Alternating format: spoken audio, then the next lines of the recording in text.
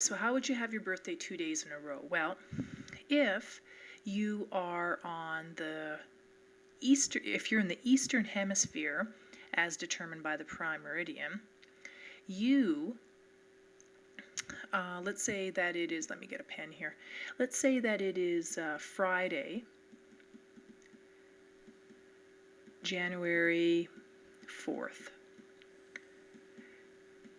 So if it's Friday, January 4th here, then that means that over here it is Thursday, January 3rd. Apologize for my writing. It's hard to do this. So you have a party here.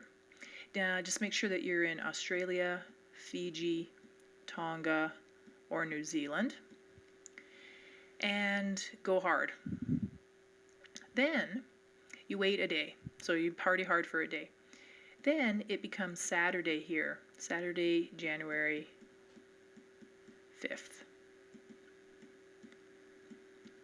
Well, all you need to do is travel across the international date line, and you can make up that day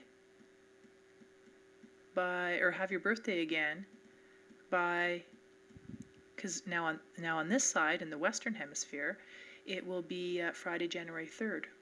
So that's how you have your birthday 2 days in a row. Well, technically one day, but when you're crossing the international date line, it's 2 days really.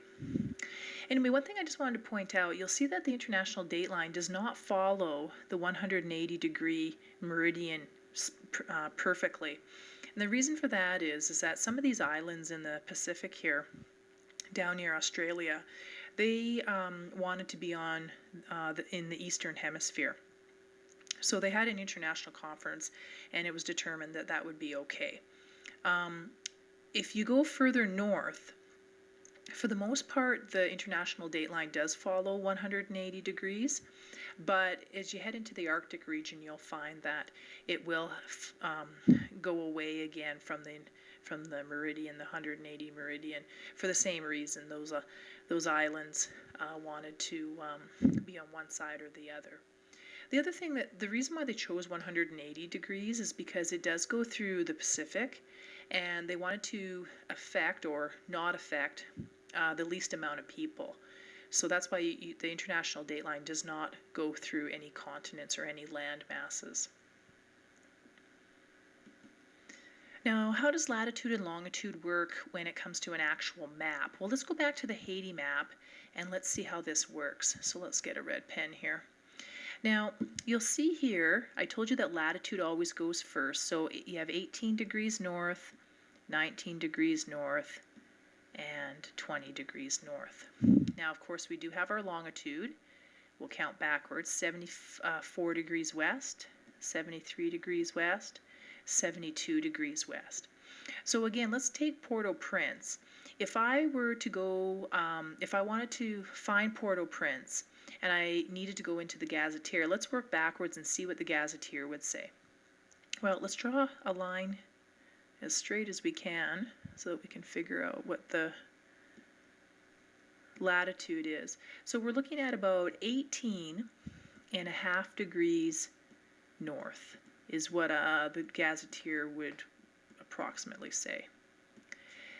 So that's the first one. Now longitude, whoops, I went off a little bit there. It would say about 72.3 degrees west. So that's where Port-au-Prince would be if you were looking in the Gazetteer. And you can do that both ways. You could do it the way I just showed you by going from the map, or you could go into the Gazetteer, get these numbers, and then find it that way. So that's how it is used in a real life example. So now you do have some pages in front of you here that we do need to fill out and take a look at. So let's take a look here. The first little bit of notes is this, and this is what I've already got it filled in for you, but these are the major lines or parallels of latitude. you'll notice that it does not have the lines of longitude. Actually, we should put those in. So straight down at 0 degrees is the prime meridian, also known as the Greenwich meridian. So I'll just put a backslash here and call it Greenwich.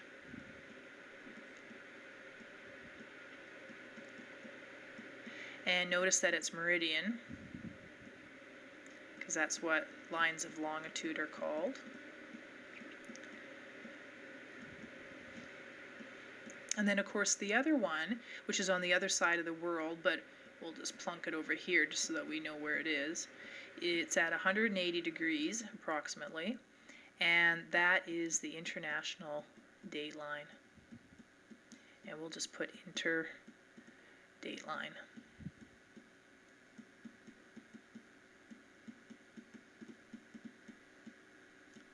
Okay? Now, let's close this. Now, further down on your page, let's close that too. Further down on your page is a diagram outlining the high, mid, and low latitudes. And if you take a look, the high latitudes, you can have them in the northern hemisphere. You can also have them in the southern hemisphere. And that goes for the mid as well. Okay, now the low latitudes, they intersect, so and they're right next to the equator. So let's take a look at what those exact numbers are. So down here it tells us that the high latitudes are from 60 to 90, and that goes both north and south. 30 to 60 is the mid, and then right around the equator up to 30 degrees north and south are the low.